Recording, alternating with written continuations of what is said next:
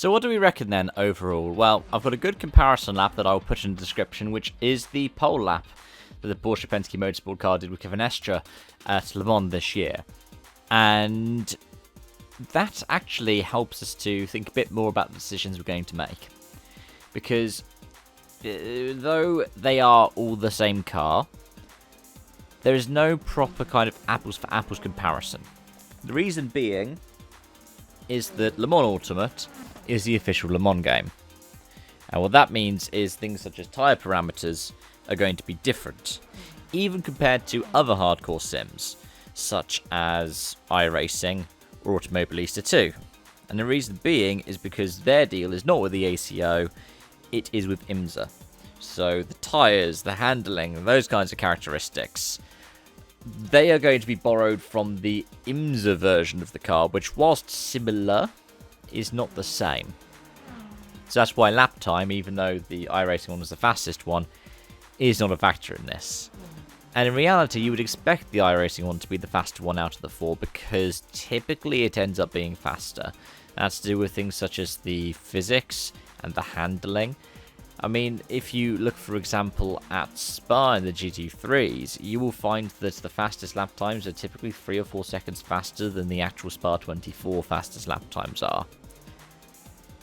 And that's just one of the things of iRacing. That's the thing where it could be argued that it struggles a bit in terms of realism, especially compared to Le Mans Ultimate, where tyre mechanics and things such as flat spotting are a big deal. And that's because it's borrowing from the R-Factor 2 engine, where tyre deformity is its greatest strength. In terms of handling, RF2 engined LMU also still has the same kinds of issues as in RF2, but not as extreme. RF2, typically you have to get a higher slip angle to go faster around the corner. It's why you see, if you watch, say, any RF2 esports stuff, people are going sideways a lot more through the corners, because you can find, if you get a little bit of slip angle in there when you're turning and you're doing a little bit of opposite lock, you might actually go slightly faster. Automobilista 2, being based on a Project Cars 2 engine, is a bit of a halfway house between the two. It doesn't necessarily have the same kind of extremities in either direction as iRacing or LMU. And then you might be asking, why have I not talked about Forza? And that's because Forza, I would argue, you don't feel the effects of aerodynamics as much. If you watch through what I did in that lap, you will see that I use curbs a lot more. I use rumble strips a lot more. I struggle with turn-in a lot more as well. And all of these were on the default setup. I didn't use any professional setups or anything like that for my laps. I just used the default in-game setup with 40 litres of the tank, and off I went. So, all of these different factors put together, I would say the Forza is probably the least realistic in terms of its handling experience. But then part of the reason why I had to do the default settings, including things such as traction control, is you cannot tailor the TC in Forza still, even after the kind of updates it's had. So that probably rules it out in terms of the handling realism. In terms of the sound, they all do different things. You have ones where they pull it more from exhaust sounds. You have ones where they pull it more from onboard sounds. You have ones where, say, iRacing, typically it feels more like when you're inside of wearing the helmet. So it's going to be a little bit more muffled, and you might pick up different sounds differently as well.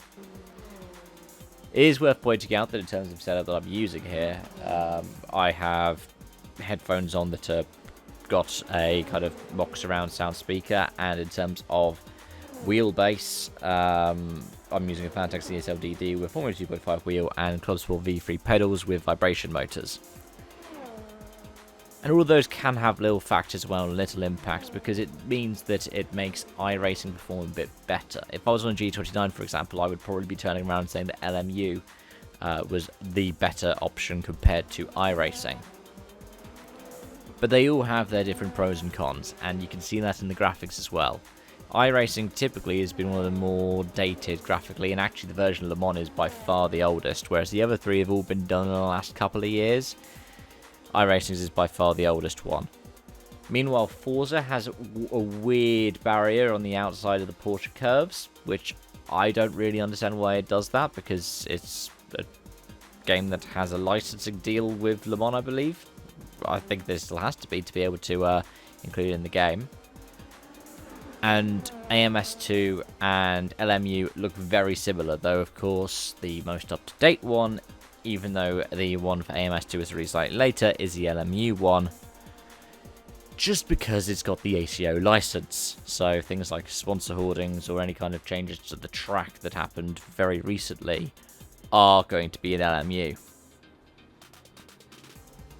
And I think what this does overall is just demonstrates the different routes you can go into in sim racing. Forza is not really a simulator. It wants to be. And it looks good. And it sounds good. But the handling model isn't quite there. iRacing is strangely enough, probably the most accessible one. Though the high cost means that most people aren't going to be going into iRacing unless you have a wallet or you're super serious about doing your sim racing. LMU is the official stuff. It's still in early access. I don't know what the picture's going to be like when it comes to things like DLC, because they still haven't properly unveiled with the roadmaps and the costs for it yet. We know basically what they're doing. And if you want something that's just for the WEC stuff, go for it. It's good. It's going to get better as well.